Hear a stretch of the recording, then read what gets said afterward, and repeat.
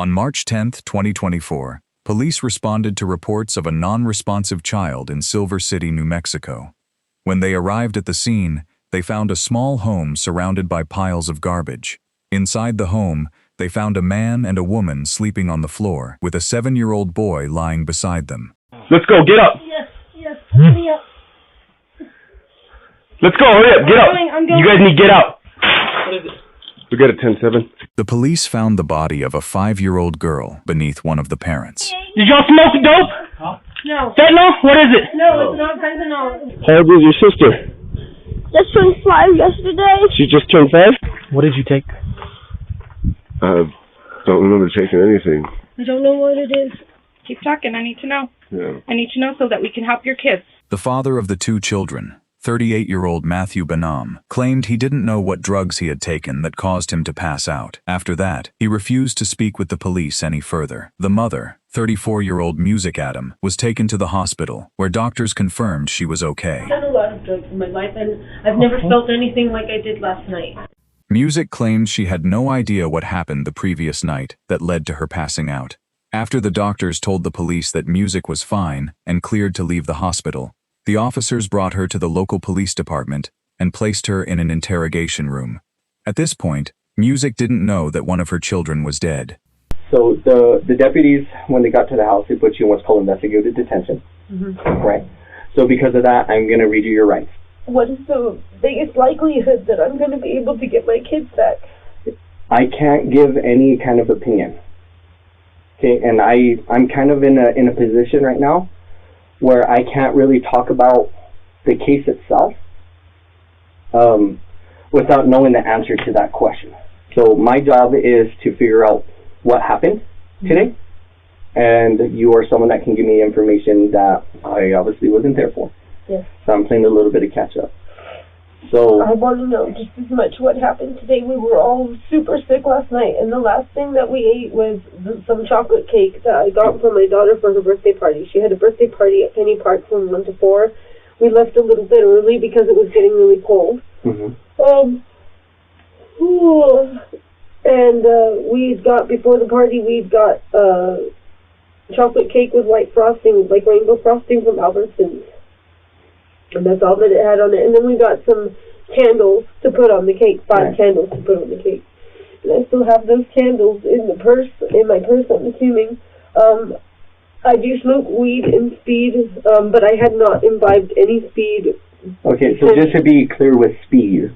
Methamphetamine. Thank you. I appreciate I do not use them regularly. It was just kind of like I wasn't feeling good. It doesn't matter.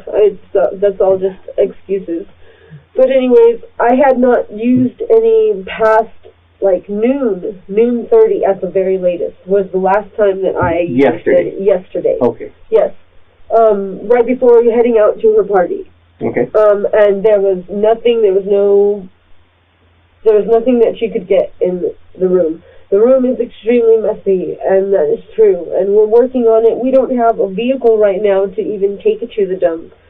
So it's really it's hard. It is hard. Crazy hard. And we had a friend that was letting us use their drugs. We done friends and stuff. Okay. And yeah, I've done not recently, but like recently, I've just done weed and speed. And I've done a lot of drugs throughout my life, though. My name is Music. My parents named me Music. You know, that's the life I grew up in. But I've never felt like I did last night. It was unreal. Like, I couldn't hold myself up. My daughter and my son couldn't hold themselves up. I had no idea what was going on. I just wanted us to get some sleep, and I thought that would help. And I don't know. I don't know what it was, but that's why I really, really, really want to see the blood work and stuff, because that was not like anything I've ever experienced. It's extremely weird, right? Yes. Just like that, stuff like that doesn't really happen. Well, it happened last night, and I don't know how it happened, and I don't know if I don't have any idea what happened, but I want to know what was in my system, and I want to know how it got to my kids' system, because they did not get in. I'm telling you. And an investigation will have to be done, and that is fine with me. But I know that I do not do fentanyl or heroin. I know that. And so if that's in my system, and if that's in my little girl's system, somebody fucking put it there. Sorry, excuse my language, but I do not You can speak however you want. You're going through some shit right now. Straight up. No, I want to speak eloquently because I don't want to be misconstrued. I don't want to be misconstrued. I know that a lot of people come through here lying about what they do, and I am not here to lie about what I do. I'm here to figure out what happened to my children, because they are the best thing that ever happened to me. And I'm not the best thing to ever happen to them. But I just want to know they're okay. So I want the opportunity to become the best thing for them and to show them how much I care about them. This is what I was trying to do yesterday, and when we got to the party, there was some other bigger birthday thing going on, and it's just really hard. It's hard not having a car and living all the way out there and just trying to desperately get my kids to school on time every day, man. I'm not the kind of cop that I'm here to catch people up. That's not what I'm about. With what's going on today, my goal is to find out what happened so I can do right by your kids. Mm-hmm. That is my only role. That's the only thing I'm after. And it seems like you're really on that page too, which is super helpful, because believe it or not, there are a lot of parents that come through here and otherwise that will do everything to sell their kids out so they get away or whatnot. But that's not what this is, okay? That is not what this is. This is a matter of us having a conversation, trying to figure out what happened. It was just my little girl's birthday party. That's all it was. We had cake. We didn't have ice cream because it melted. But we had cake, and we had some chips, Doritos, and Ruffles. So that happens. You guys have some cake. And then later on, it starts getting cold. It started getting cold, so we headed home. And then Zaki wanted to know if she could have one more slice of cake. And I said sure, and we all had a slice of cake before bed. And that's when things just started to get weird. I don't know if it was like, I've never had a sugar high like that. Like, I don't know what happened. I don't think it was the cake or anything. I don't know what it was. What about the heater for the house? The home that Matthew and Music shared with their 2 children did not have heat or running water. For warmth, they burned coal inside the home, and the only ventilation was a small gap in a window. The couple had been warned before that they needed to open the windows whenever they burned coal to prevent carbon monoxide poisoning. The heater, we don't have the propane hooked in. We're out of propane. And the coals? Like the sister had the coals or whatever you were burning in there? Yeah, it was coals. They were coals. But we burn them all the way to coals so they don't smoke the place out, and then we vent the window. Normally we have a propane heater. And when we have the propane hooked up to the heater that's up against the wall, we still leave it vented, because the kids were, a while back, like when we first moved in, this was over a year ago, my son was waking up, throwing up, and we discovered it's because we had all the windows shut with the propane heater on, so it wasn't ventilating properly, so we started leaving the windows just cracked, and that was enough, and all the throwing up stuff. I don't know if they recorded that or not, but there should have been at least 2 windows cracked in the house. And just, and mass the kids. confusion. What about the kids? The kids were fine. The kids were fine all the way up until I woke up in the middle of the night because Zaki was crying and Zai was crying, and they appeared to be asleep. Like they were having night terrors, but like severe night terrors. But they were fine when they laid down to snuggle with me. After we had the cake, everybody was fine. My son put on some YouTube, and everything seemed fine, and I crashed out. And then I woke up to my kids. They were crying. And Zaki was kind of... About what time was that, do you know? I don't have any idea, but my husband might know. My husband might know because he came out of the 5th wheel over to the tiny home to see what was going on, to see why everybody was crying, and to lay down with us. And he said he was feeling really crappy, and he was trying to get my son to calm down, and I had Zaki trying to calm her down, or like maybe wake her up so that she was not, I wasn't like, I was just being gentle, like rubbing her forehead and stuff, like just trying to get her to wake up, or because she was crying. She was alive, she was crying. And we just couldn't figure out what it was that was making them cry, and my son was curled up in a little ball, and we had no idea what was going on, but eventually they quieted down, and there was just like a little whimper every now and again, but they were okay. They were breathing, they were responsive somewhat, like there were vital signs, And in hindsight, I should have called right then. You went to sleep with the kids in the tiny house. Everything was okay at first, and then they started crying. So you're trying to soothe them, you're doing the mom thing. Your husband hears what's going on, so he comes from the white RV into the tiny home. Mm-hmm. And joins you guys in bed, or what happens now? Yeah, he laid down next to my son. Okay. To try and calm Guy down, because I had both of them, and so he knew that I wasn't feeling well, and so we were both just trying to calm the kids down. We were trying to figure out why they were crying. Like, are you hurt? We kept asking them, are you hurt? Do you have a bellyache? Can you breathe? And they just were, it was like they were having night terrors. Like, they weren't responding to any, like, if you asked them a question, there was no yes or no. There was just crying, But they were both crying, like, they were both alive and crying, which doesn't make it okay that I didn't call the EMS. Like, that makes it worse, I guess, but no. Did you ever wake up on top of her? No, that's never happened. Okay, including last night, right? Including last night. Okay. Last night, when I woke up, she was in between me and my husband. She was in between us. Like, you could see her face, you could see her whole body, And it was tripping me out, and I kept trying to sit up, but I could not sit up, like, for the same reason I can't. I don't know if you can see this hand right now, but it's super swollen, and I don't have any idea what's going on with it, but it is in a lot of pain. But I was trying so hard to sit up. I even told my husband, I was like, push me up. I need to check on Zachy, like, something's not right. And I just couldn't sit up, and I saw her right there, and I just couldn't sit up. I couldn't even sit up to get to the phone, like. What made you know that something was wrong? Was it something different than the shivering, whimpering, or was there something else? She was very still. Okay. Is she okay? Music asks if her daughter is okay, but the detective decides it's best not to tell her what happened, at least not yet. He ignores her question and asks her to stay on track and tell him the rest of the story. I just kept trying to sit up. I started screaming for help because I couldn't get up. I could not get up. I could not sit up. Even when the cops came in, they were telling me, get up, and I was like, I'm trying to get up. Like, believe me, I want to get up right now. Like, I couldn't get up. This side of me, it was like something was stabbing me down or something. And then that's where we got involved.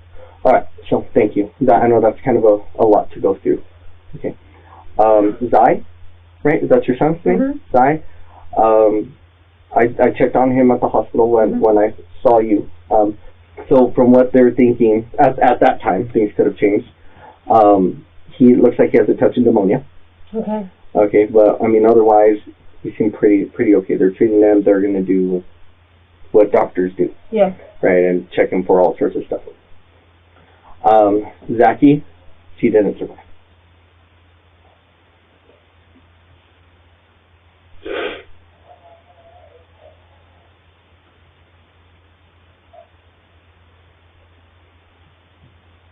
Sorry.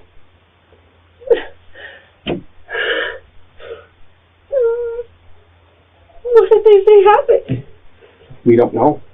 We have no idea. Are they going to do a toxicology on her? We are going the full 9 yards to figure out what it was that happened. Please do. So that's why I wanted to talk to you and Daddy to figure out, because this stuff doesn't really happen, right? No. So I'm so sorry to be the one to have to tell you that.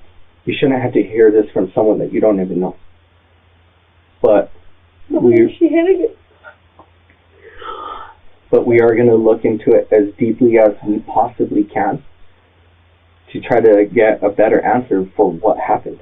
Can I please see my son? The deputy that took him to the hospital turned him over to CYFD because we had the death of a child. Yes, how come they didn't turn him over to his grandparents? Because that was the decision that he made at that time. It was to give him the CYFD and then they can do their safety plan and that kind of stuff. I did have a conversation with the worker who did mention grandma. I would assume that's your mom? Yes. Okay, so about reaching out to grandma to see if placement with her is going to be appropriate, and after solving what it is that he's got going on. If it's pneumonia or what have you. Because if he has to be hospitalized, well, then obviously he's going to be there for a while. Yeah. Parent to parent, I hate that I'm going to ask you this question, but I have to ask out of respect to your daughter. Yes. Did you know she was dead? I didn't know. I wasn't sure, but I did feel like something wasn't right. And so that's when I started calling out. I was just calling out for help. I did not know. I just knew something wasn't right. I mean, sometimes things happen, right? But that's why we got to look at everything. We got to look at this whole picture. Please look at everything. Please look at everything, because please look at everything. 100%. Like I said, I'm not the kind of cop I'm here to catch anybody up. That's not what this is. Okay? What this is a matter of trying to figure out what happened. Because right now it's a mystery. Nobody knows. No one knows what happened. I did try to talk to your husband. He refused to make a statement to me. So I couldn't speak to him about it to get more information. Does he know? Yeah, he knows. I told him. But we are going to look at it at every angle we possibly can. Okay? So I have to look at it a lot of different ways. Obviously, I got to look at it in the role of a cop, right? Gathering evidence, blah, blah, blah, blah, blah. I just want to know what happened. I want to know what happened. And then we'll have a team of medical professionals that are going to examine your daughter and do everything that they can possibly do to figure out what it was that happened to her that caused this to happen. The examination into her daughter's death revealed that she died from carbon monoxide poisoning. Additionally, tests conducted on her son showed that he had been exposed to methamphetamine. So now, knowing what you know, is there anything that stands out to you that you think I should be aware of as something of importance for consideration? I just thought it was bizarre how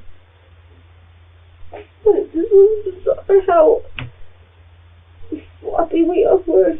It just was weird. It was weird. I just should have called. I should have called when she was crying and was asleep. I should have rolled out of that house. I would have.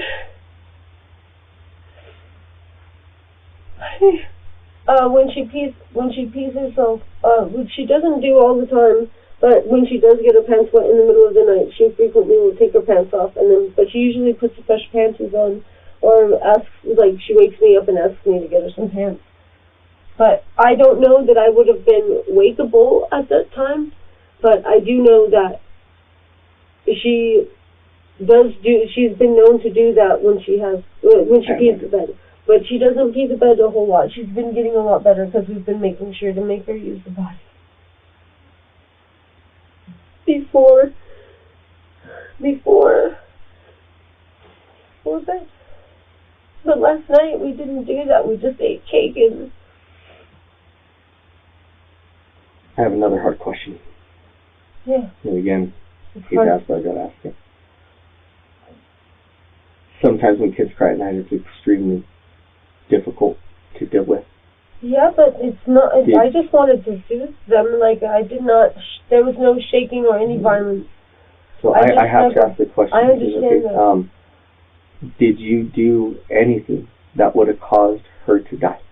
No, I did not. I snuggled with her and I was rubbing on her forehead like this to try, because that helps soothe her sometimes.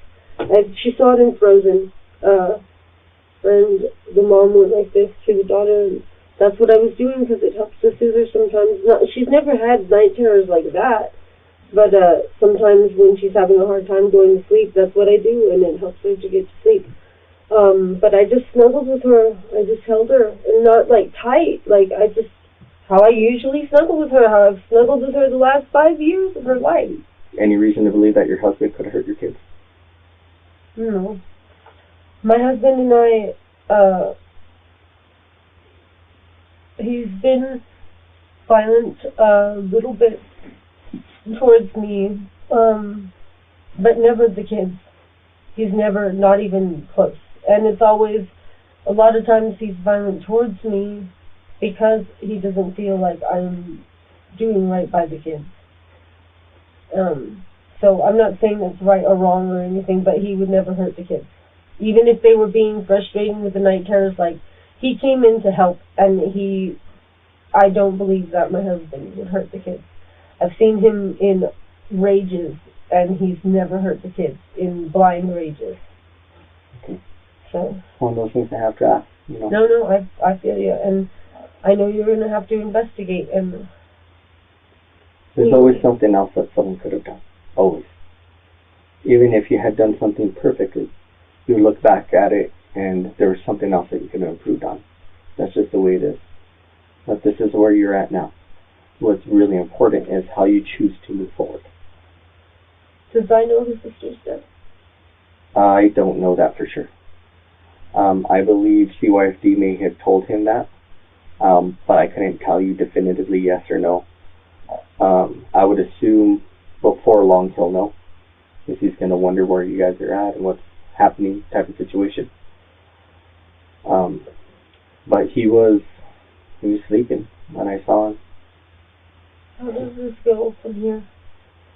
So what's going to happen right now is that, like I said, how I told you we treat everything like a homicide. Yeah. So what's happening right now is I'm working on a search warrant for your property. Considering that we had a death there, we're going to look at everything that we possibly can to see if we can find a root source of this is our smoking gun, right? So this is what caused that, or this could have helped this issue develop and blah, blah, blah.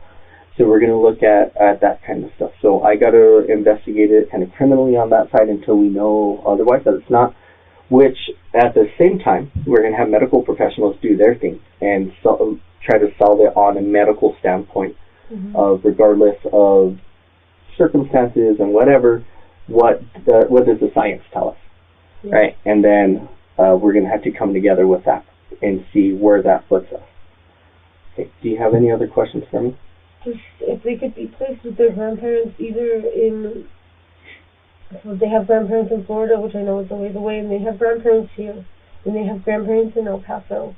And just, I don't want to see them in the system, because I know people that were broken in the system and have terrible experiences in the system, and I know that you can try to do all you want, but they were with me when this happened, you know, so it's really hard for me to trust the system. But I can trust my grandma, my mom, and I can trust these people, and I know that they will do right by my children.